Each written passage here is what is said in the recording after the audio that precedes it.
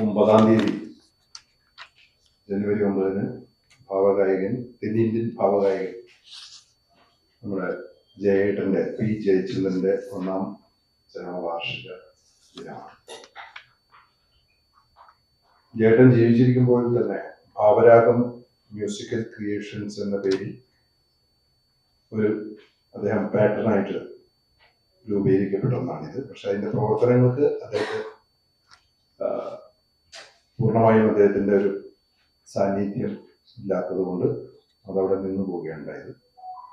സംഗീത രംഗത്ത് വളർന്നു വരുന്ന പാവപ്പെട്ട സാധാരണക്കാരായ കുട്ടികളെ സംഗീത രംഗത്തേക്ക് കൊണ്ടുവരാൻ വേണ്ടിയിട്ടുള്ള ഒരു ഉദ്യമം ആയിട്ടാണ് ഇതിൻ്റെ ഒരു ആലോചനയായി നടന്നത്. അതിപ്പോൾ ജയേട്ടൻ്റെ 1ാം വാർഷിക ദിനത്തിൽ ഭാവരാഗം മ്യൂസിക്കൽ ക്രിയേഷൻസ് അനുസ്മരണം സംഘടിപ്പിക്കുകയാണ്. സാഹിത്യ അക്കാദമി ഇതാണ് ഈ പരിപാടി. ഈ പത്രസമ്മേളനത്തിൽ പങ്കെടുക്കുന്നവർ കെ മധുസൂദനൻ, ഭാവരാഗം മ്യൂസിക്കൽ ക്രിയേഷൻസിന്റെ ചീഫ് കോർഡിനേറ്റർ, മലയാളത്തിന്റെ പ്രശസ്തനായ ഗായകനും സംഗീത സംവിധായകനുമായ കല്ലറ ഗോപൻ, ഗീതം സംഗീതം കൂട്ടായ്മയുടെ സാംസ്കാരിക വേദിയുടെ പ്രസിഡന്റ് മുഹമ്മദ് റഷീദ്, ജയരാജ് ഭാര്യ. അപ്പോ ഭാവഗായകന്റെ അദ്ദേഹം ഗായകനായി അദ്ദേഹത്തിന്റെ സ്കൂൾ ജീവിതം ആരംഭിക്കുന്നത് ഇരിങ്ങാലക്കുടയാണ്.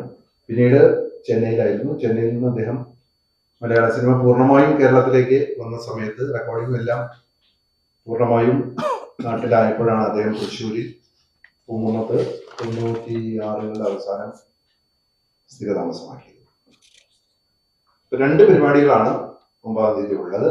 ഒന്ന് രാവിലെയാണ്. രാവിലെ 9:30 ഗീതം സംഗീതം. ഞാൻ ഗീതം സംഗീതം പാറ്റേണാണ്, മധു പാറ്റേണാണ്, ഇദ്ദേഹം പ്രസിഡന്റാണ്. ഗീതം സംഗീതത്തിന്റെ നേതൃത്വത്തിൽ സാഹിത്യ അക്കാദമിയുടെ ആർട്ട് ഗാലറിയിൽ, അതായത് ബഷീർ വേദിയിലപ്പുറത്തുള്ള ആർട്ട് ഗാലറിയിൽ വെച്ച് പുഷ്പാഞ്ജലി, അദ്ദേഹത്തിന്റെ അതിപ്രശസ്തമായ ഒരു ആൽബമാണ് പുഷ്പാഞ്ജലി. നമുക്കറിയാം, പുഷ്പാഞ്ജലി എന്ന പേരിൽ ഒരു പുഷ്പാർച്ചനയും ദീപം തെളിയിക്കുന്ന ഒരു ചടങ്ങുണ്ട്. ബഹുമാനപ്പെട്ട റവന്യൂ വകുപ്പ് മന്ത്രി അഡ്വക്കേറ്റ് കെ രാജനാണ് ആ ചടങ്ങ് നിർവഹിക്കുന്നത്. അതോടൊപ്പം ജയേട്ടന്റെ അടുത്ത കൂട്ടുകാരനും അദ്ദേഹത്തിന്റെ സതീർത്ഥനുമായ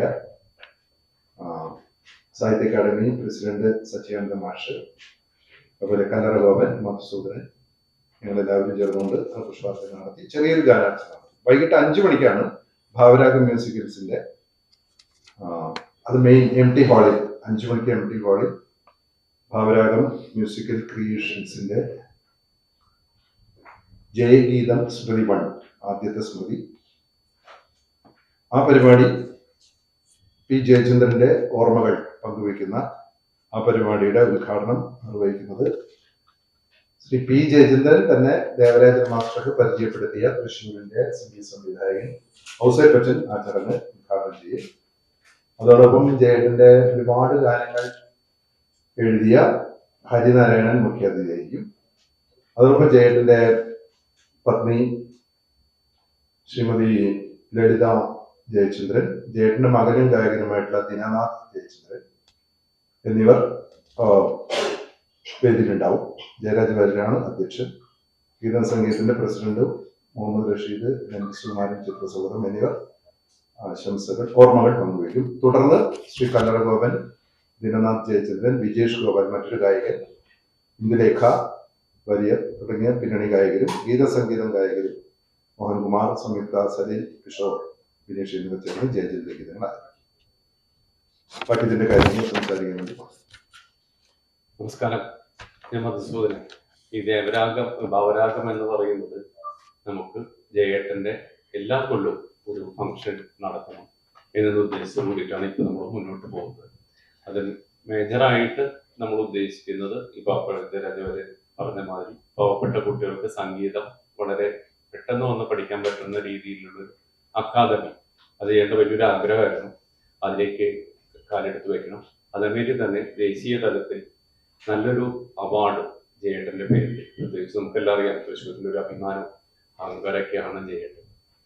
അപ്പോൾ ആ ജയേട്ടനെ നമുക്ക് തൃശ്ശൂർ നല്ല രീതിയിൽ ഓർമ്മിക്കുവാൻ വേണ്ടിയുള്ള ഒരു വേദിയും കൂടിയായിട്ടാണ് ഈ അനുസ്മരണം നടത്തുന്നത്. ഇതിൽ നല്ല ഗായകരുണ്ട്. അതിലുപരി ജയേട്ടൻ്റെ സുഹൃത്തായ ശ്രീ കല്ലറ ഗോപൻ, അതേമാതിരി കരിനാരായണൻ.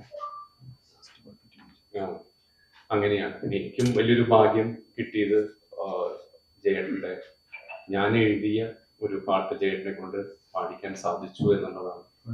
രണ്ട് പാട്ട് ജയേട്ടൻ പാടിയതിൻ്റെ അവസാന കാലഘട്ടത്തിൽ പാടിയ ഒരു പാട്ട് ശ്രീ ജയരാജവരുടെ മകളും ഇന്ദുലേഖാവരും ജയേട്ടൻ കൂടിയിട്ടാണ് പാടിയത്. അതിന്റെ സംഗീതം നടത്തിയത് ശ്രീ കല്ലറ ഗോപനാണ്. ലാസ്റ്റ് റിലീസാണ്. അപ്പോൾ ആ അനുസ്മരണം സാഹിത്യ അക്കാദമി MT ഹോളിൽ വെച്ചാണ്. എല്ലാവരെയും സാദരം ക്ഷണിക്കുന്നു.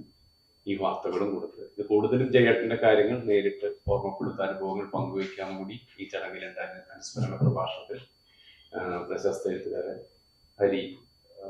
ഹരിനാരായണൻ വരുന്നുണ്ട്. ഞാൻ പറഞ്ഞല്ലോ ഓൾറെഡി വിദ്യാഭ്യാസനാണ് അതിന്റെ കാര്യം. ദേശീയ അവാർഡും ആയിട്ടില്ല.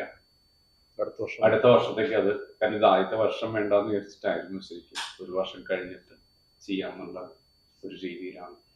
ഇതൊരു ഫൗണ്ടേഷനാക്കി, ഭാവരാഗം എന്നുള്ളൊരു ഫൗണ്ടേഷനാക്കി കൊണ്ടുവന്ന പ്രോഗ്രാം നടത്തി പിന്നീട് അതിലേക്ക് ചെയ്യാമെന്ന് വിചാരിച്ചിട്ടാണ്. പിന്നെ ഇത് ഗീത സംഗീതത്തിന്റെ പ്രസിഡന്റ് അവരും കൂടി ചേർന്നുകൊണ്ടാണ് ഈ പ്രോഗ്രാം നടത്തുന്നത്. അപ്പോൾ പ്രസിഡന്റ് ശ്രീ മുഹമ്മദ് റഷീദ് സംസാരിക്കും. നമസ്കാരം. വളരെ പ്രാധാന്യത്തോടുകൂടി ഈ ഒരു വാർത്ത എല്ലാ പത്രങ്ങളും നൽകണം. കാരണം നമ്മുടെ ജയേട്ടൻ്റെ ഒരു 1ാം വാർഷികമാണ് നമ്മൾ വേർപെട്ട് പോയിട്ട്. അത്രയും പറയാം. ഇന്നത്തെ പരിപാടിയൊന്നും ഈ വാർത്ത കൊടുക്കണം പറയാൻ പറ്റില്ല. ബാക്കി വിശദമായി പറഞ്ഞില്ല. ഈ ശ്രീ കല്ലറ ഗോപൻ ട്രിവാൻഡ്രത്താണ് ഈ പ്രോഗ്രാമിന് വേണ്ടി വന്നതാണ്. നമസ്കാരം. ഞാൻ ഈ പരിപാടിക്ക് വേണ്ടി വന്ന കലാകാരനാണ്. എൻ്റെ സംഘാടകർ ഭാവരാഗം മ്യൂസിക് ക്രിയേഷൻസും സംഗീതവും ചേർന്ന് ജയേട്ടൻ്റെ അനുസ്മരണ സമ്മേളനവും മറ്റ് വിപുലമായ പരിപാടികളൊക്കെ സംഘടിപ്പിക്കുന്നതിനുള്ള സന്തോഷം അറിയിക്കുകയും ഭാവരാഗം മ്യൂസിക്കിനും സംഗീതത്തിനും എല്ലാ വിധത്തിലുള്ള വിജയം ഉണ്ടാകട്ടെ എന്ന് ആശംസിക്കുകയും ചെയ്യുന്നു. ജയേട്ടൻ്റെ ഒരു വലിയ ആരാധകൻ, ജേട്ടനെ ഗുരുതുലനായി കാണുന്നു എന്ന ഒരു വ്യക്തിത്വമാണ് എനിക്കുള്ളത്. അദ്ദേഹത്തെ എൻ്റെ ഓർമ്മകൾ എക്കാലവും നിലനിൽക്കുന്നതിന് വേണ്ടി ശ്രമിക്കുന്ന എല്ലാ പ്രവർത്തനങ്ങളോടും എന്നും അനുഭാവപൂർവ്വം ഞാനുണ്ടാവും എന്ന് പറഞ്ഞുകൊണ്ട് എൻ്റെ വാക്കുകൾ നിർത്തുകയാണ്.